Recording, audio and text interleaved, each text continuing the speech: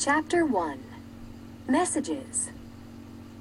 Hey, a secret code that uses plinks instead of dots and dashes. In the adventure stories Kit loved to read, people often sent messages in secret codes, and Kit was a girl who was always on the lookout for excitement. "Plink, plink, plink," said Charlie. "That means, get up, Kit." Okay, laughed Kit as she got out of bed. "I get the message." "At last," said Charlie. "See you later." He waved and disappeared down the stairs. Charlie had to leave very early every day to get to his job loading newspapers onto trucks. But he always woke Kit and said goodbye before he left. It was cold in the attic this rainy November morning. Kit shivered and dressed quickly. Mornings got off to a fast start at the Kittredge house these days. Because of the Depression, Kit's dad had lost his job back in August. To bring in money, Kit's family had their home into a boarding house. The boarders paid money to rent rooms and have meals there. Mother was very particular about having their breakfast ready on time. As Kit hurriedly tied her shoes, she saw that someone had moved her typewriter from one side of her desk to the other. "I bet Dad used my typewriter," she thought. "He probably wrote a letter to ask about a job." Kit sighed. Before Dad lost his job and they started taking in boarders, Kit used to love to type newspapers that told Dad what had happened at home while he was away at work. She promised herself that the day he got a new job, she'd make a newspaper with a huge headline that said, "Hooray for Dad! Bye-bye boarders!" Kit could not wait for that day. She didn't like having the boarders in the house at all. The thought of that headline cheered Kit as she went downstairs to the second floor to face her morning chores. Her first stop was the bathroom, where she fished 3 of Dad's socks out of the laundry basket. Teetering first on one foot, then on the other, Kit put a sock over each shoe. She put the third sock over her right hand like a mitten. Then Kit propped the laundry basket against her hip and peeked out the door to be sure the coast was clear. It was. Kit took a running start, then swoosh! She skated down the hallway, dusting the floor with her sock-covered feet and giving the table in the hall a quick swipe with her sock-covered hand. Kit skated fast. She could already hear the boarders rising and making the annoying noises they made every morning. As she skated past Mr. Peck's room, she heard him blowing his nose. "Honk, honk, honk, honk, honk, honk." It sounded to Kit like a goose honking the tune of Jingle Bells. The 2 lady boarders were chirping to each other in twittery bursts of words and laughter. Next door to them, in what used to be Kit's room, Mrs. Howard was bleating and baaing over her son Sterling, like a mother sheep over her lamb. "A chirp chirp here and a baa baa there. It's like living on old MacDonald's farm, for Pete's sake," Kit thought crossly. She skated to the top of the stairs, sat, peeled off the socks, and put them back in the laundry basket. Then she climbed onto the banister and polished it by sliding down it sideways. She landed with a thud at the foot of the stairs and found a surprise waiting for her. Mother. "Oh, good morning, Mother," said Kit. Mother crossed her arms over her chest. "Is that how you do your chores every day?" she asked. "Skating and sliding?" Well, yes," said Kit. "No wonder the hallway is always so dusty, not to mention Dad's socks," said Mother. She sighed a sigh that sounded weary for so early in the morning. "Dear, I thought you understood that we've all got to work hard to make our boarding house a success. Your chores are not a game. Is that clear?" "Yes, Mother," said Kit. "I'd appreciate it if you would dust more carefully from now on," said Mother. She managed a small smile. And so would Dad's socks. Kit felt sheepish. "Should I dust the hall again now?" she asked. "I'm afraid there's no time," said Mother. "I'll try to get to it myself later. Right now, I need your help with breakfast. The boarders will be down any minute. Come along." "Okay," Kit said, as she followed Mother into the kitchen. To herself, she groused. "The boarders. It's all their fault. Mother never scolded me about things like dusting before they came, because I never had boring chores to do." Kit knew her skate and slide method of dusting was slapdash, but she'd thought that nobody had noticed the dust left in the corners, except maybe persnickety Mrs. Howard. She should have known Mother would see it too. Mother wanted everything to be as nice as possible for the boarders. She insisted that the table be set beautifully for every meal. She went to great pains to make the food look nice too, though there wasn't much of it. Dad went downtown nearly every day and brought home a loaf of bread and sometimes cans of fruits and vegetables. But even so, Mother had to invent ways to stretch the food so that there was enough. This morning, Kit watched Mother cut the toasted bread into pretty triangles. Then, after Kit spooned oatmeal into a bowl, Mother put a thin slice of canned peach on top. "That looks nice," said Kit. "The toast does too." "Just some tricks I've learned," Mother said. "Cutting the toast in triangles makes it look like there's more than there really is. And I'm hoping the peach slices will distract our guests from the fact that we've had oatmeal 4 times this week already. But it's cheap, and it's filling." Said Kit, as she plopped oatmeal into another bowl. "Oatmeal's good enough for them." "Hush, Kit," said Mother. She glanced at the door to the dining room as if the boarders might have heard. "You mustn't say that. We've got to keep our boarders happy. We need them to stay. In fact, we need more." "More boarders?" asked Kit, horrified. "Oh, Mother, why?" "Because," said Mother, sounding weary again, "even with Charlie's earnings and the rent from the boarders, we don't have enough money to cover our expenses. We need at least 2 more boarders to make ends meet." "But where would we put them?" asked Kit. "No one would pay to share my attic. The roof leaks, and Charlie's sleeping porch is going to be freezing cold this winter." "Yes," agreed Mother. "The sleeping porch should be enclosed, but we don't have any money for lumber." "Anyway," said Kit, "it'd be silly to go changing the house all around and filling it with boarders when I bet Dad is going to get another job any day now. Didn't he say he's going downtown again today to have lunch with a business friend?" Said Mother, taking the oatmeal spoon from Kit. "Probably it's an interview," said Kit. She crossed her fingers on both hands. "Oh, I hope Dad gets a job," she wished aloud. "That," said Mother, "would be a dream come true."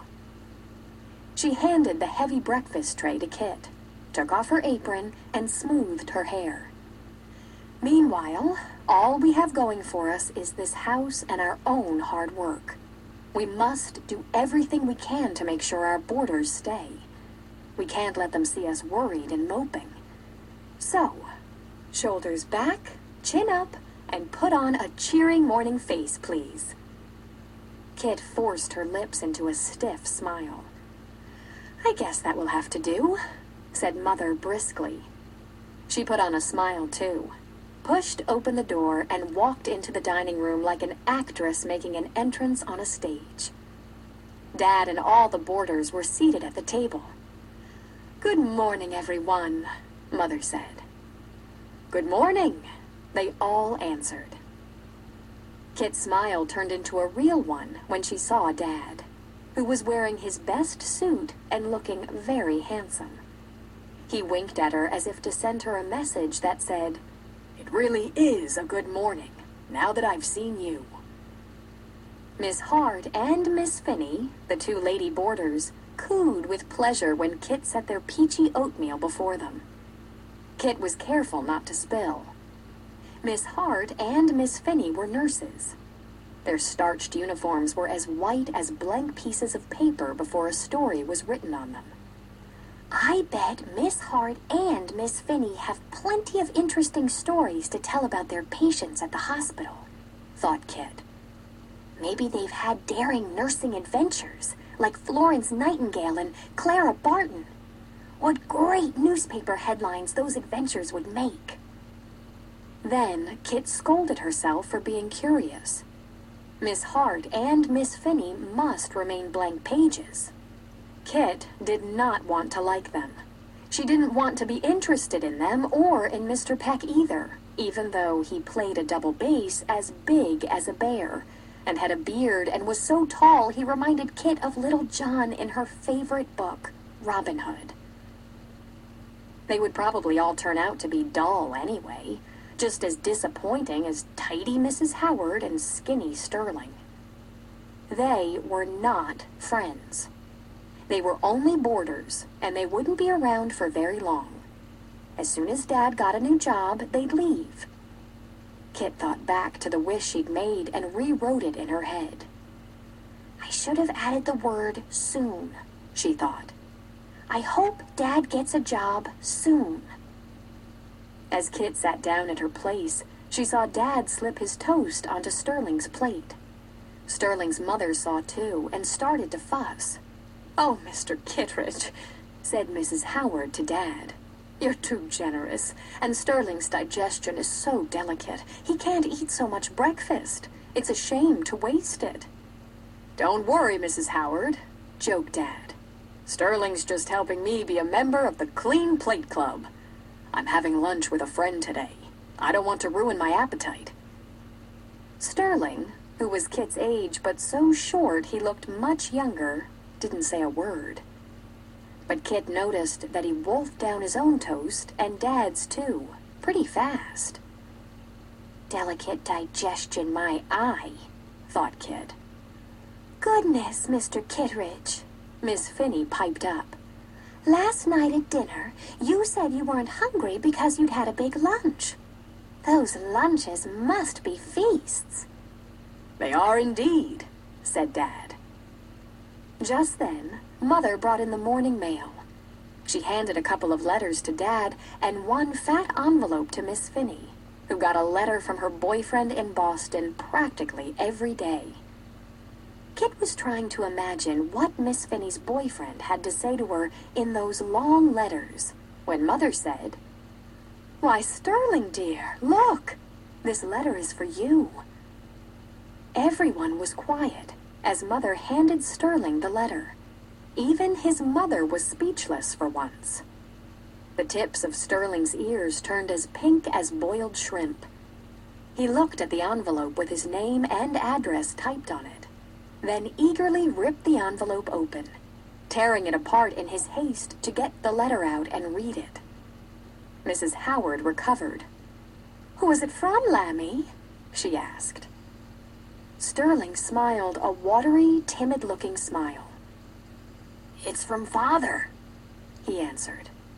His odd, husky voice sounded unsure, as if he himself could hardly believe what he was saying. "My land!" exclaimed Mrs. Howard, pressing one hand against her heart. "A letter at last! What does he say?" Sterling read the typewritten letter aloud. "Dear son, I haven't got a permanent address yet. I'll write to you when I do, and I'll send more money as soon as I can. Give my love to Mother. Love, Father." Sterling handed two $10 bills to his mother. "He sent us this." "Wow!" exclaimed Kit. $20? That's a lot of money.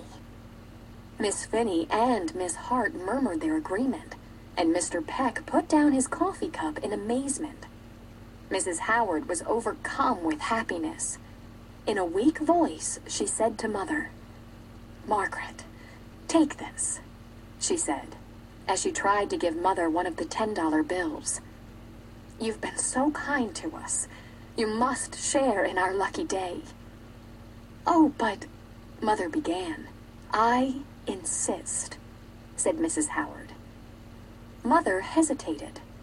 Then she said, "Thank you." She put the $10 bill in her pocket.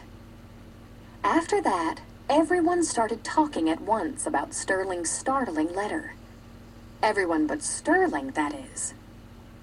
Kit saw Sterling read his father's message once more, and then fold the letter very small and hold it in his closed hand.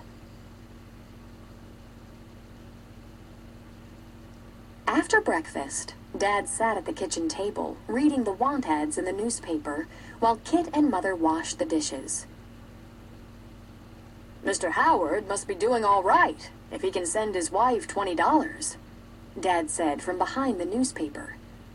"Maybe Chicago is the place to go. Maybe there are jobs there." "Chicago is a bigger city than Cincinnati," said Mother. "We'd move to Chicago?" asked Kit. She didn't like the idea of leaving her home and her friends. "No," said Dad, putting the paper down.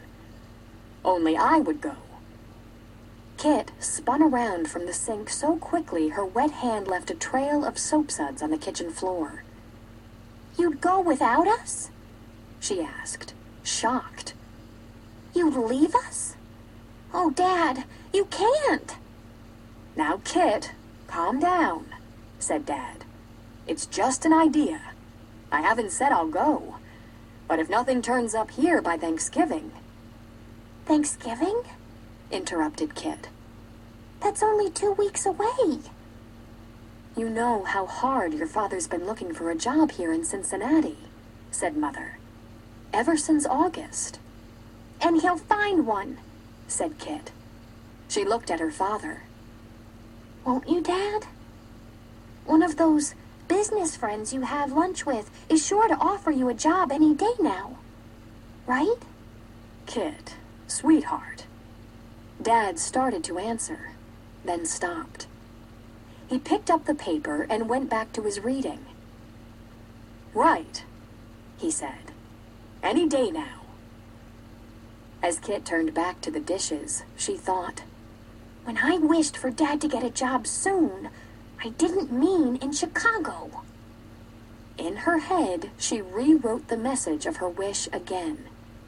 Now it was, "I hope Dad gets a job soon, and here in Cincinnati."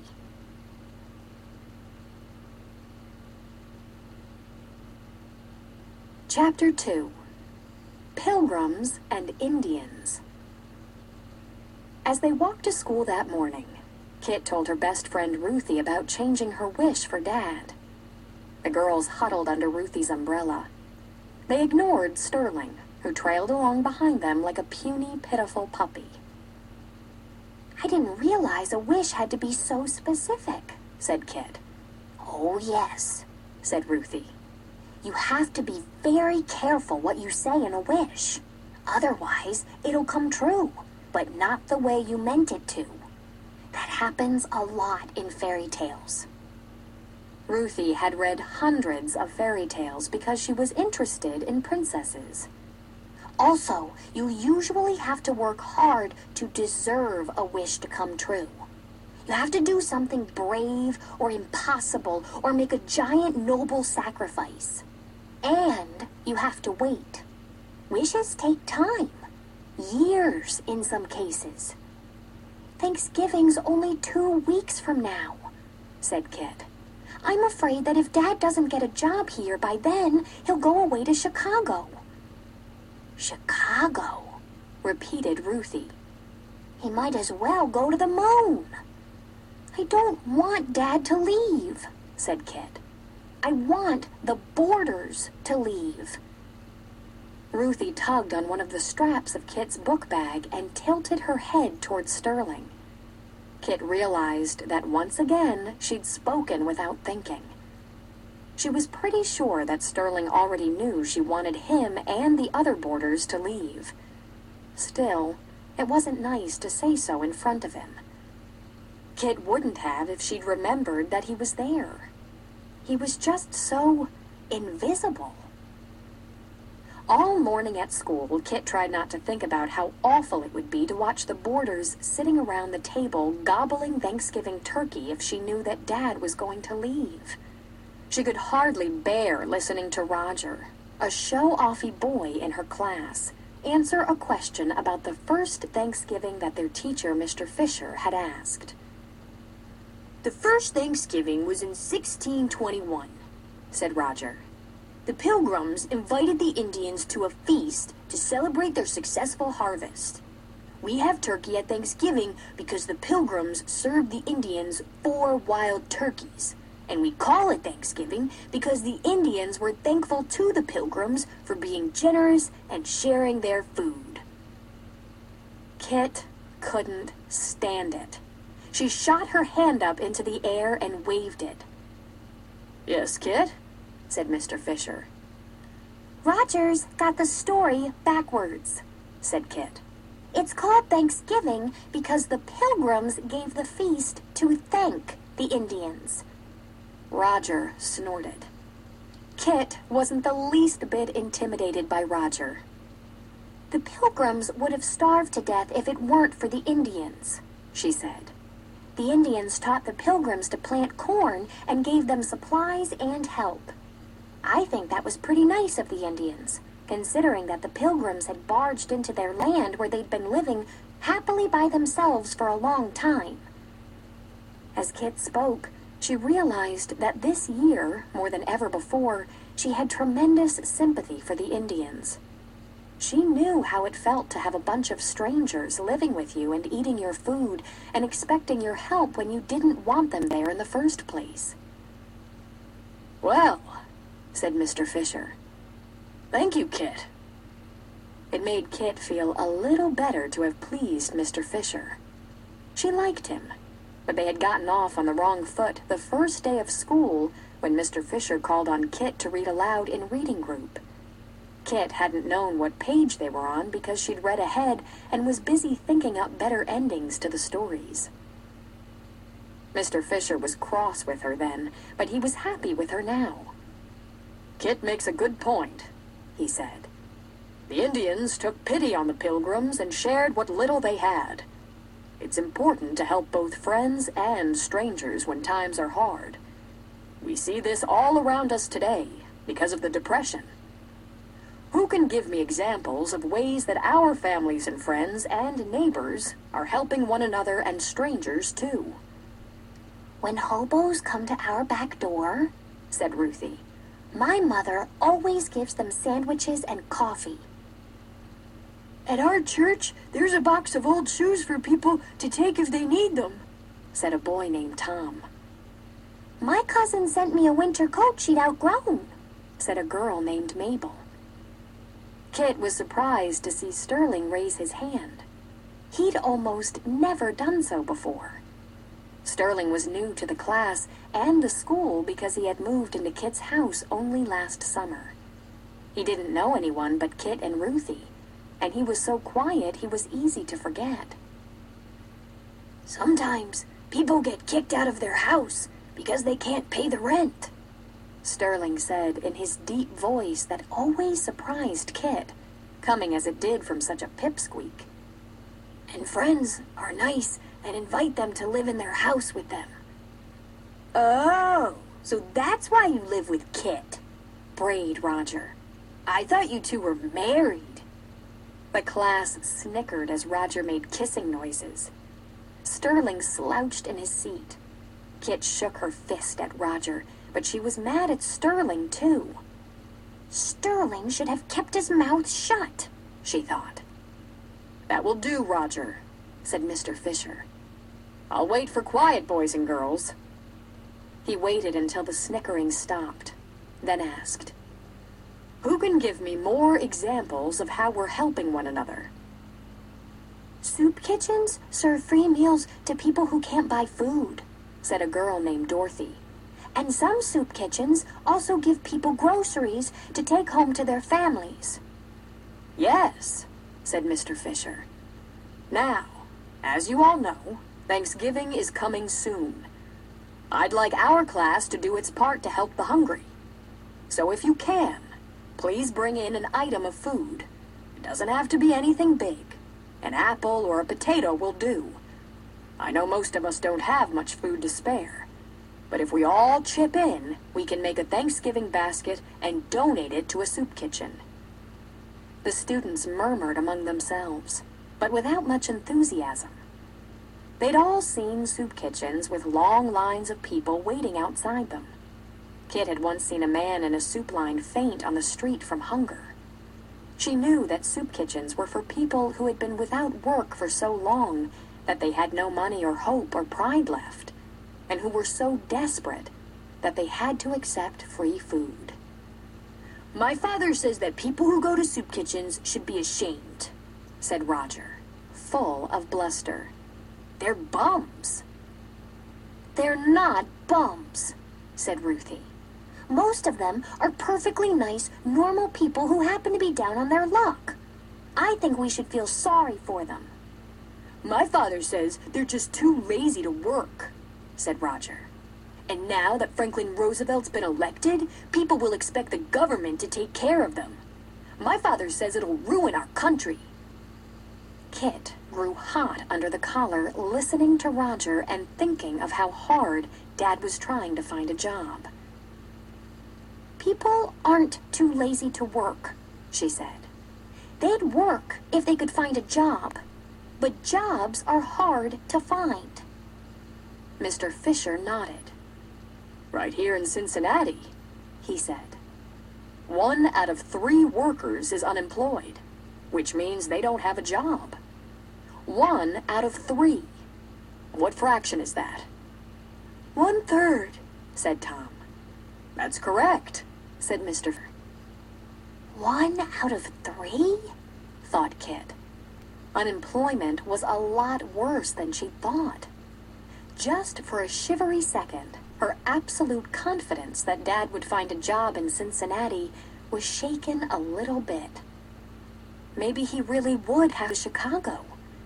Then Kit spoke to herself firmly. "No," she thought. "Dad is different. He will find a job. Any day now. He said so." "These are hard times," said Mr. Fisher. "That's why it's especially important to remember the example of the Indians and the Pilgrims. We all have friends or relatives who are struggling to make ends meet. This year, many of us will have to do without some of the things we've had in years past." "But Mr. Fisher," Mabel asked, "we're still going to have a Thanksgiving pageant this year, aren't we?" "Yes, of course," said Mr. Fisher. Now the class buzzed with excitement. Everyone loved the pageant. Mr. Fisher crossed his arms. "I need your attention, boys and girls," he said. The children shushed one another, and Mr. Fisher continued. "The 6th graders will be the Pilgrims," he said. "The 5th graders will be the Indians. Our 4th grade is responsible for the scenery." Mr. Fisher held up a drawing. "Here's a drawing of the backdrop we'll paint." The drawing showed 4 giant turkeys and a huge cornucopia with fruits and vegetables spilling out. The turkeys' feathers were all different colors, and they were not just painted on. They were made out of bits of paper cut to look like real feathers, and they were glued onto the turkeys. "That's good," said Tom. "Yes, it is, isn't it?" said Mr. Fisher. "Who drew it?" asked Dorothy. "Sterling," said Mr. Fisher. Everyone twisted around to stare at Sterling. For the second time that day, Sterling slouched down in his seat. But this time, no one was snickering. Everyone, including Kit, was gaping at Sterling in astonishment. At lunch, Ruthie said, "Sterling is really good at drawing, isn't he, Kit?" Kit shrugged. "I guess so," she said. She was still annoyed with Sterling for speaking in class and embarrassing her in front of everybody. "Shh," said Dorothy. "Here he comes now." Sterling was walking toward Kit, his knickers ballooning out over his spindly legs. Kit and Sterling had to share a lunch tin, and every day Sterling came over to the girls' side of the lunchroom to get his sandwich from Kit. Usually the girls at the table completely ignored Sterling. But today, when he came over, several girls squeaked, "Hi, Sterling." Sterling blushed pinker than ever. "Hi," he mumbled. He took his sandwich and scuttled back to the boys' side. Unfortunately, Roger had spotted Sterling with Kit. He began to whistle, "Here Comes the Bride." Kit glowered at Roger, who batted his eyelashes at her across the lunchroom. "Hey, Kit," said Ruthie, trying to distract her. "Good news. There's some wood left over from our new garage. My father said that you and I can use it for our treehouse." "That's great," said Kit. She had been sketching tree houses and hoping to build one ever since she'd read Robin Hood. She loved the tree houses that Robin and his men built high in the branches of the trees in Sherwood Forest. Kit knew her family had absolutely no money to spend on something as unnecessary as wood for a treehouse. So it was lucky that Ruthie's father, who still had a job, was giving away the leftover wood. "I was thinking," said Ruthie. "You know how your treehouse sketches haven't ever really turned out very well?" "Yes," Kit admitted honestly. "Well, why don't we ask Sterling to draw a plan for us?"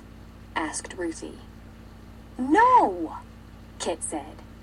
"Gosh, Ruthie, if we let him plan a treehouse for us, then when it's built, he'll want to come in it, and we'll have to let him. He's already invaded my real house. I don't want him in our treehouse, too." Okay, said Ruthie. "Don't get all worked up. The treehouse doesn't even exist yet." "I'll ask Dad to help us," said Kit. "He loves building things." "Sure," said Ruthie. She grinned. "And he'll be so busy building our treehouse, he'll forget all about going away." Kit grinned back. "Right," she said. "How soon can we get that wood?"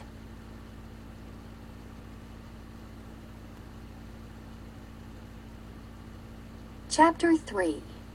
Spilling the Beans. A few days later, Kit's class was on the stage in the school auditorium working on the backdrop for the Thanksgiving pageant. Sterling had drawn the outline on big sheets of paper that were pinned to the curtains at the back of the stage. The boys in the class were painting in the fruits and vegetables and the cornucopia. The girls were cutting out paper turkey feathers. Sterling was standing on a stool, gluing the finished feathers onto the outlines of the giant turkeys. Mr. Fisher was far away up in the balcony, wrestling with the spotlights, and Roger was taking advantage of his absence by being a general pain. He came over and jabbed Sterling with his paintbrush. "So, Sterling," he said, "when's the wedding for you and Kit?" It was as if Sterling hadn't heard Roger. He stepped down off his stool and calmly began brushing glue onto another batch of turkey feathers. Roger turned his back on Sterling. "Hey, Kit," he said. "What's the matter with your boyfriend? He's awful quiet." "Sterling is not my boyfriend," snapped Kit. "He and his mother pay to live at our house. They're boarders." "Oh, yeah," Roger drawled. "That's right." He plopped himself down on the stool that Sterling had been using, loudly and slowly so that everyone could hear him. Roger said, "I heard that your family is so hard up, you're running a boarding house now." He smirked. "And you're the maid." I am not, Kit denied hotly. Of course, she had been feeling like a maid lately, but she'd never give Roger satisfaction by admitting it. "That's not what I heard," Roger taunted. "Here's you." He pretended that his paintbrush was a maid's feather duster, and he used it to brush some imaginary dust off his arms. Then he stood up, turned, and started to swagger away. It was then that Kit saw the giant turkey feathers stuck to the seat of Roger's pants. Kit touched Ruthie's arm and pointed at Roger. Ruthie chortled when she saw the feathers. Hey, look everybody, she called out happily, pointing to Roger's bottom. Look at Roger, Mr. Turkey Pants. Everyone looked. The girls screamed with laughter, and the boys whistled and clapped. Hey, Turkey Pants, Ruthie hooted. Gobble, gobble. Kit realized with surprise that Sterling must have sneaked the gluey feathers onto the stool just as Roger sat down, so they'd stick to his pants when he stood up. Roger also realized that Sterling was the one who tricked him. "You think you're pretty smart, don't you, Sterling?" he said, furious as he pulled off the gluey feathers. "Sticking your stupid turkey feathers on me. Well, at least my father hasn't flown the coop and disappeared like yours has." By now, the whole class was gathered around Kit, Ruthie, Sterling, and Roger. They all looked at Sterling, waiting to hear what he'd say to Roger. But Sterling didn't say anything, and his silence exasperated Kit. For your information, bird brain, she said to Roger, Sterling's father sent him a letter from Chicago just a few days ago. She paused for impact. And it had $20 in it. His mother gave $10 to my mother. Everyone gasped. $20, they whispered in amazement. "Well," sneered Roger, "that's good news for your family then, Kit, since your father doesn't have a job or any money. My father says your dad used up all of his savings to pay the people who worked at his car dealership, which was stupid. No wonder no one will offer him a job."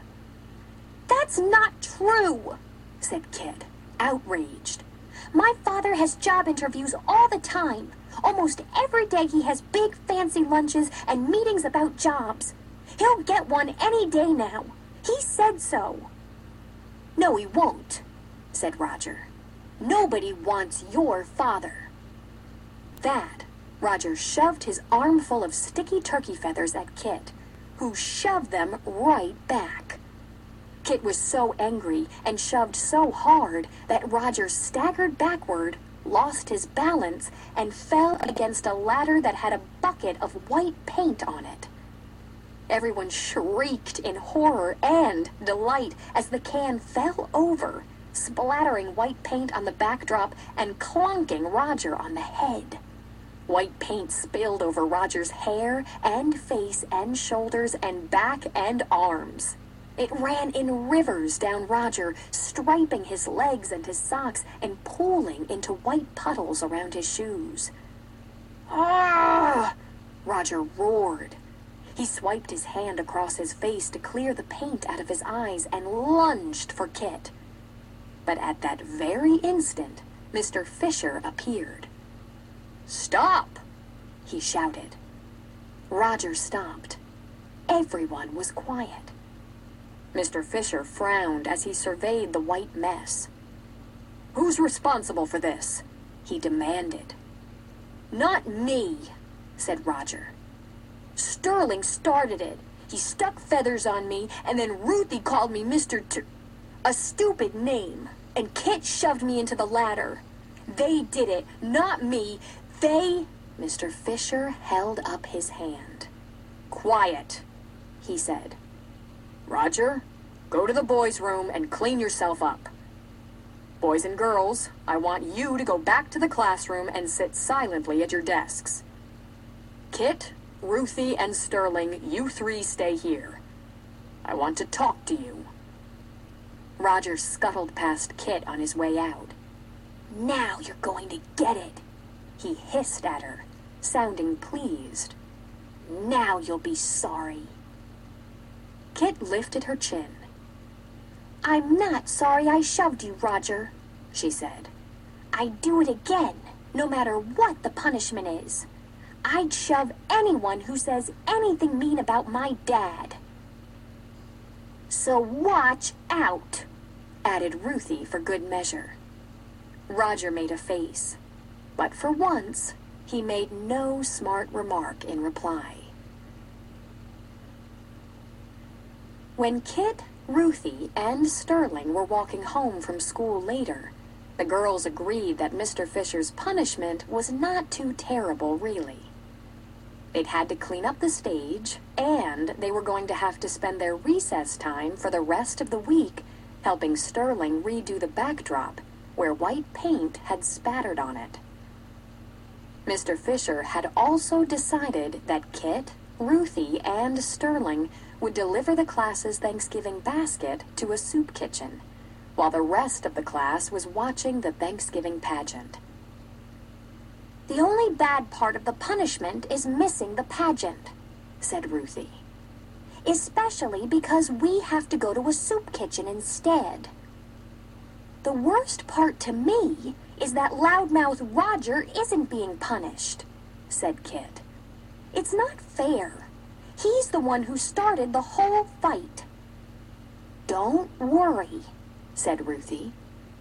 In fairy tales, bad guys like Roger always get their comeuppance in the end.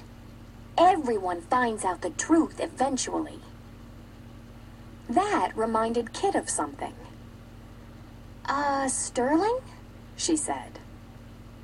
It would probably be better if we didn't say anything about this situation when we get home. My mother might get a little upset if she found out. Mine too, said Sterling. His voice was serious, but Kit saw a little ghost of a smile flicker across his face. She understood. They both knew that Sterling's mother would go into absolute fits if she found out her little lamb had been part of a fight. And she'd surely come swooping down to school and insist that he couldn't possibly go to a soup kitchen. Think of the germs. You know, Sterling, said Ruthie, I think you're being pretty nice about this whole thing. After all, it was your drawing that was ruined by all that paint. Another smile flickered across Sterling's face. Too bad the first Thanksgiving didn't take place during a blizzard, he said in his low voice. Then Roger could have been the abominable snowman in the pageant. Ruthie laughed, and Kit did too. Sterling knew how to keep quiet. He did not spill the beans about the spilled paint, the fight, or the punishment. So when it came for the trip to the soup kitchen, Kit and Sterling went off to school as if it were a normal morning. They did bring Kit's wagon with them, but the grown-ups were too busy to notice. After an early lunch at school, the rest of the class went to the pageant. Mr. Fisher helped Kit, Ruthie, and Sterling put the Thanksgiving basket into the wagon. It was heavy. Students had brought potatoes, beans, and apples. There were a few jars of preserves and 6 loaves of bread. Kit and Sterling brought a can of fruit, and Ruthie, whose family still had plenty of money, brought in a turkey that weighed 20 pounds. The soup kitchen is down on River Street, said Mr. Fisher. After you deliver the basket, you may go home. He paused. Happy Thanksgiving, he said. Then he hurried off so he wouldn't miss the beginning of the pageant. Kit, Ruthie, and Sterling set out. It was a cold day. The sky was the grayish-brown color of a dirty potato, and soon it began to spit rain. Ruthie propped her umbrella up in the wagon to keep the basket dry. Kit's shoes were wet through, and her wrists were wet and chapped because her arms were too long for her coat sleeves. Her shoulders ached from pulling the heavy wagon. But Kit was not the kind of girl who wasted time feeling sorry for herself. Instead, she made up her mind to pretend that she was a newspaper reporter. As she walked along, she imagined how she would write about the people and things she was seeing. "I'll take a turn pulling the wagon now," Ruthie offered after a while. "Thanks," said Kit. She smiled at Ruthie, who looked like a damp, overstuffed couch in her new winter coat. "This whole thing is kind of an adventure, isn't it?" "Sure," said Ruthie, after only the tiniest hesitation. "We're like the bedraggled princess in The Princess and the Pea." Kit grinned.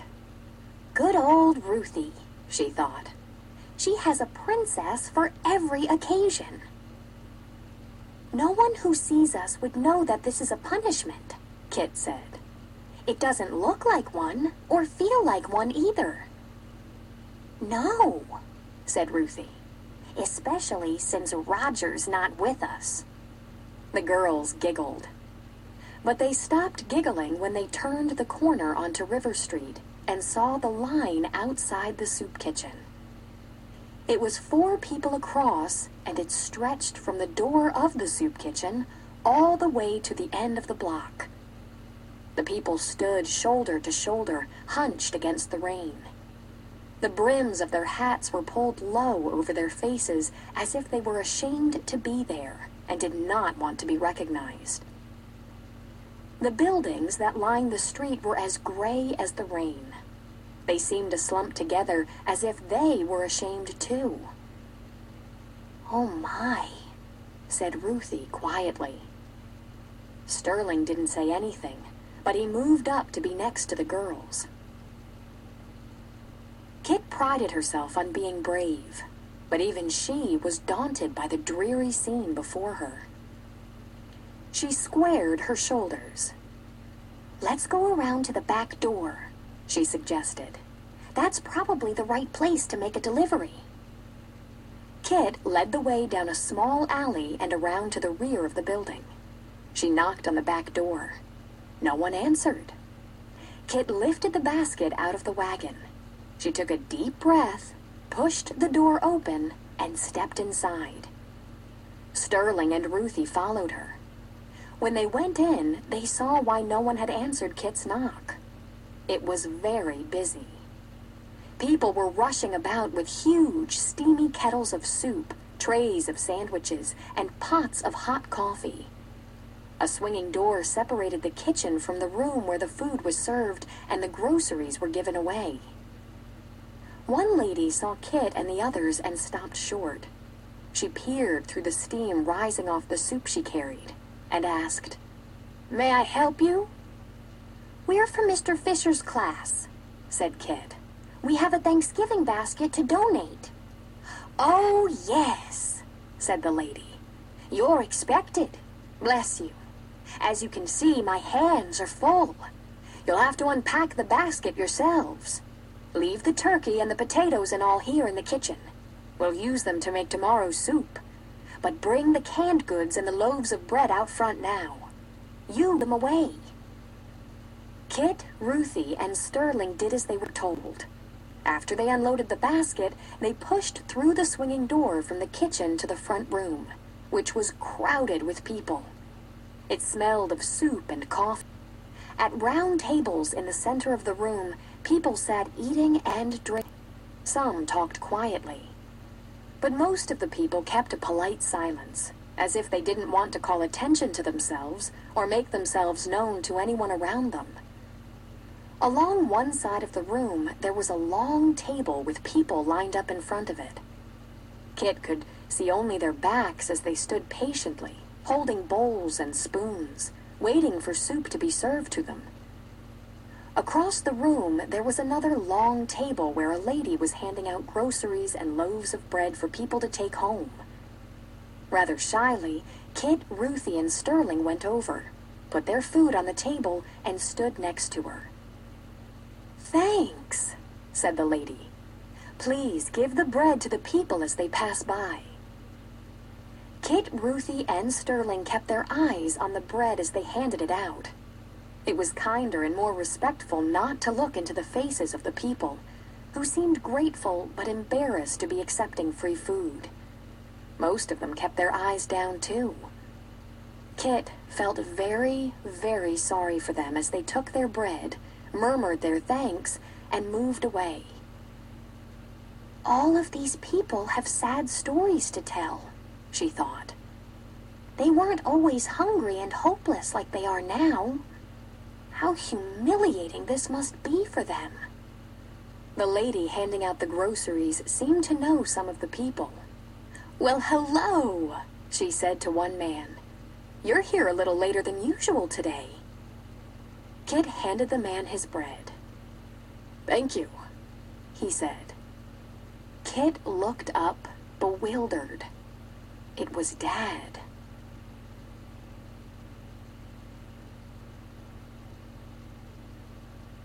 Chapter 4. Kit's Hard Times. "Kit!" Dad gasped. Kit couldn't breathe. She felt as if she'd been punched hard in the stomach. Shock, disbelief, and a sickening feeling of terrible shame shot through her as she stared at Dad. Suddenly, Kit could bear no more. She pushed past Ruthie and Sterling and bolted through the swinging doors. She ran through the kitchen and past the stoves with kettles of soup that had billowing clouds of steam rising from them. She burst out the back door into the alley. Once she was outside, her legs felt wobbly and she sagged against the hard brick wall. In a moment, Ruthie and Sterling were beside her. "Kit?" said Ruthie gently. "Are you okay?" Kit nodded. She looked at Ruthie. "Is my dad still—" she began. "Your dad left," said Ruthie. "He said he'd talk to you at home." Kit took a shaky breath. "Come on," said Ruthie. "Let's go." Sterling grabbed the wagon handle, and they started down the alley with the empty wagon rattling and banging noisily behind them. Slowly, miserably, and without talking, the three of them walked together until they came to the end of Ruthie's driveway. They stopped next to the stack of lumber left over from the new garage, and Ruthie turned her sad face toward Kit. "Listen," she said. "Everything's going to be all right." "All right?" Kit repeated. She shivered. "No, Ruthie," she said. "Everything's not going to be all right. My father hasn't been having job interviews. He's been going to a soup kitchen. He had to, just to get something to eat, to get food for our family to eat." Kit's voice shook. "Dad's not going to get a job here in Cincinnati. Maybe he would have a better chance of finding one in Chicago. I guess." Kit faltered, then went on. "I guess now I hope that he will go." "No, you don't," said Sterling in his husky voice. Kit frowned. "What do you know about what I want?" she asked. "Your father is in Chicago, sending you letters with money stuck in them.